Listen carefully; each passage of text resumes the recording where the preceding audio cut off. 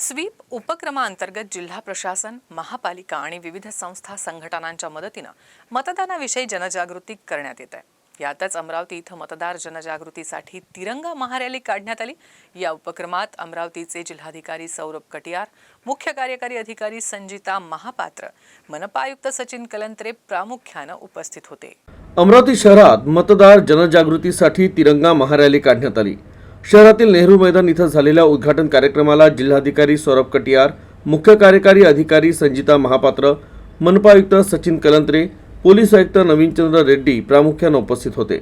उपस्थित मान्यवरांनी रॅलीला हिरवी झेंडी दाखवली।